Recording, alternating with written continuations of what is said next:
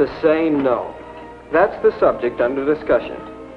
And there are plenty of times in life when you have to say no. Fortunately, sometimes it's easy. Saying no to the time is as simple as this. No. Well, thanks for asking me, but no.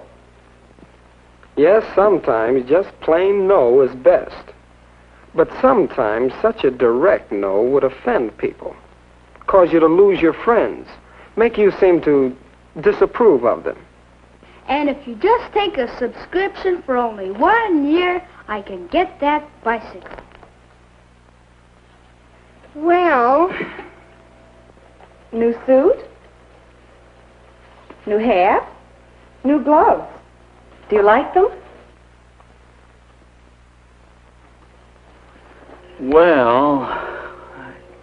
Well, we're through with that guy. Yeah. Too chicken to pick up some dames with us.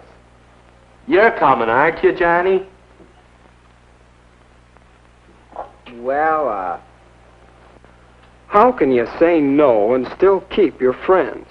Now, that's quite a problem sometimes. Well, let's sit in on a discussion of that problem. Come in. Here are some of my friends. I think you'll find they have helpful opinions. I'd like to present Marty and Lucy,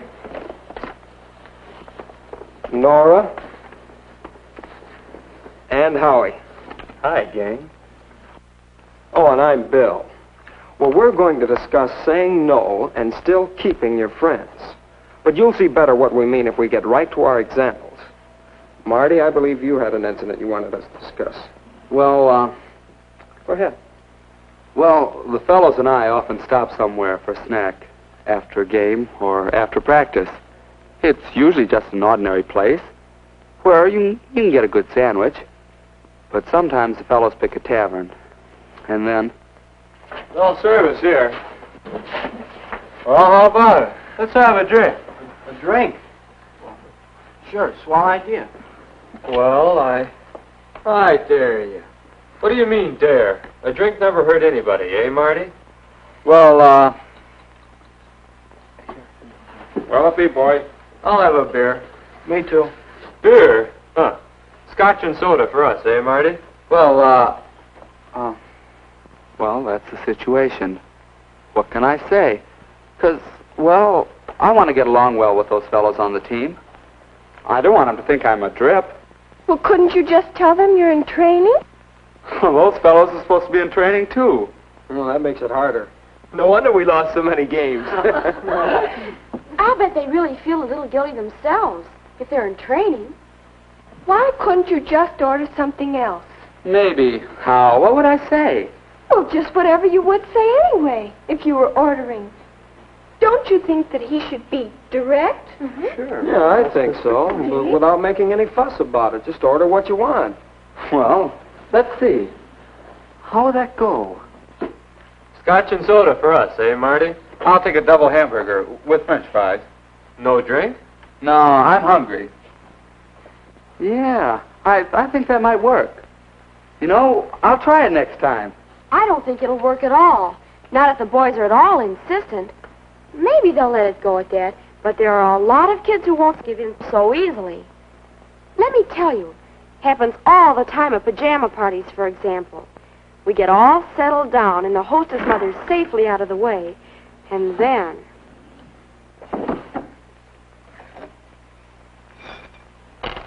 Boy, I'm dying for a smoke. How about you girls? Mary? Well, thanks. Nora? No, thanks. I've got some gum somewhere. Light?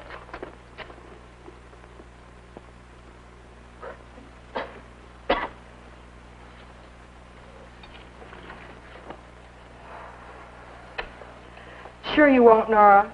No, thanks, really. I'd rather have the gum. Oh, come on, Nora. Be a good sport. Yes, try it. Just this once. Here, take a puff on mine. See what I mean? No just doesn't mean no to some people. Well, I don't think she's very much of a hostess. If she forces things on you like that. Well, there's some consolation in that. But seriously, I can't give up a friend just because of one little fault like that. How can I say no and really make it stick? Why don't you try some parlor tricks? You can always distract attention with a good card trick. Here, Oh, take card, Howie. take card, take card. Come on. You're the one that's distracting now. No, wait. Distraction is an answer. Oh, I don't mean card tricks, but you can say no and change the subject. Bring up the latest gossip. Sure, maybe. Could be. You see? Oh, Howie. Well, let's see how that might work. Here, take a puff on mine. No, thanks, Rose. Oh, go ahead. Say, have you heard about Ted and Margaret breaking up? No. Well, who's she out after now? Yes, what's the story? Well, I guess that Ted is... That may be a pretty rosy version of what would happen. It might work, though. Oh, see, distraction. Change the subject. It takes more than changing the subject to... Well, what about the problem of boys? Their hands, you know. Lucy, you promised not to tell. Oh, I didn't mention any names. But seriously, I've run into problems like this a lot. You get home from a date, and it's still early enough to stay outside for a while. To talk. Some talk. It's a funny thing. This boy has probably been good company on the date. But just give him half a chance alone, and there's just no stopping him. Moral, don't spend time alone with him. Simply don't get into a situation like that. Oh, it isn't quite as simple as that, is it? He has to take you home sometime. So you ask him in. Your folks are up, and you have something to eat in the kitchen, and then you say goodnight. That's a help, all right. But really, you can't help getting into situations where petting's likely to start. When you date in a car, at the movies, even in your own home, watching television. You know, I never thought of that before. Well, why don't we take some cases, starting with yours, Lucy, and show just how you can say no. All right. We'll say that this time I didn't plan ahead. And here we are, on the front steps. Tell me, what are you going out for in the track meet next Saturday? Oh, the relays, I guess. Oh, how wonderful. Or take the case of the girl who finds herself in this situation. Say, is anybody else hungry? How about it, you two? Couldn't we go someplace for something to eat? Just a minute. I'm not sure those are very good examples. That poor guy in the front seat of the car sure was mad. And the other But, guy... Bill, it's not easy, you know. Why, you have to have a whole bag full of tricks to handle situations because each one is different. That's right. And fellas react differently. Seriously, You? Serious?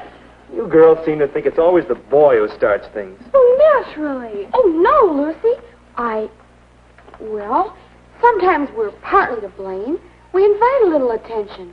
Goes on, and then it's hard to stop. There are times when it's up to the boy to say no. Some fellows seem to think that petting's, well, the thing to do.